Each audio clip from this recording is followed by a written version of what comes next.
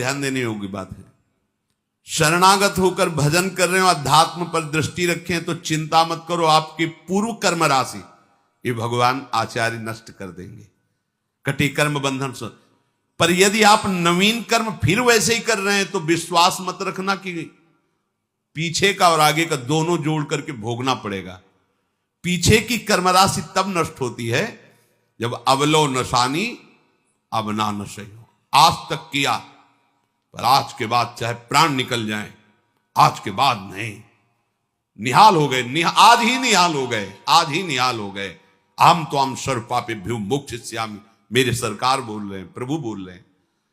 पर यदि ऐसा कि नए कर्म भी क्रियमाण भी पापाचरण हो रहा है, फिर नहीं, सिद्धांत काम नहीं करे, फिर पीछे का लागू हो जाएगा।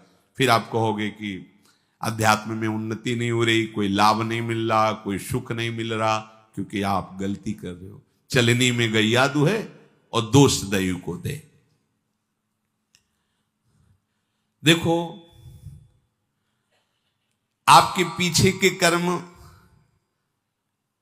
प्याज जैसे बदबू वाले हैं, जमा है गोदाम में। ऊपर से यदि केसर और कपूर लाद दिया जाए तो केसर और कपूर की गंध प्याज को नष्ट करके अपना प्रभाव दिखा देगी। नाम जब कीर्तन कथा वार्ता, यह है केसर कपूर।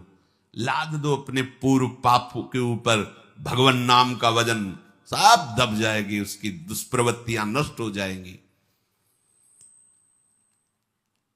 अगर कहीं वायु का झोंका चले और कपूर खुला रह जाए तो उड़ जाएगा, फिर प्याजे की गंध रह जाएगी।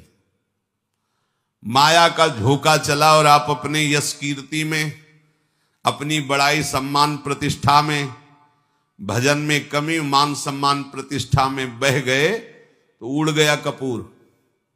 अब बचा प्याज है, उसकी दुर्गंध शुरू हो जाएगी। कितना महापुरुषों ने सूक्ष्मता से अनुभव किया है। इसलिए ध्यान रहे कि इस माया की वायु का प्रवेश आपके हृदय में ना होने पर नहीं, दुर्गंध ही रह जाएगी, केसर कपूर की गंध नहीं रह जाएगी। ये माया के प्रवाह का, तूफान का क्या भाव समझें?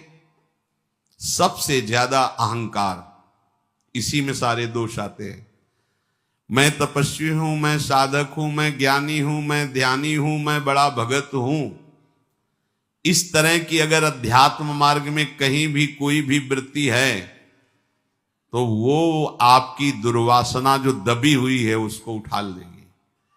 मैं बहुत नीच अधम हूं, अगर ये कुछ साधन बन रहा है तो श्री जी की कृपा से बन रहा है, गुरु जी की कृपा से बन रहा है दुर्गंध वाली बातें, पर ऊपर कपूर और केसर है, उसकी दुर्गंध आपके हृदय को परास्त नहीं कर पाएगी। उपासक धीरे धीरे अपने बुरे स्वभाव को, बुरे कर्मों को सद्भाव से, अच्छे स्वभाव से दबा देता है। नष्ट नहीं हुआ, नष्ट होता है भगवत साक्षात्कार पर। जब तक प्रभु से आंखें ना मिले तब तक विश्वास न करना कि काम हो गया।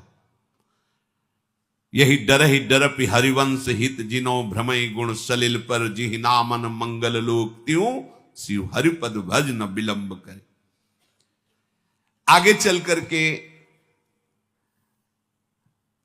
प्रभु ऐसी ज्ञानाग्नि पैदा कर देंगे कि फिर वो दुर्गंध वाली चीजें ही नहीं रह जाएंगी।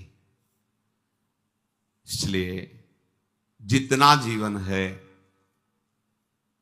एक बार हम अपने प्रभु को समर्पित करके केवल भजन में लगावें। जो भी हम कार्य करें अपने प्रभु को समर्पित करते रहें।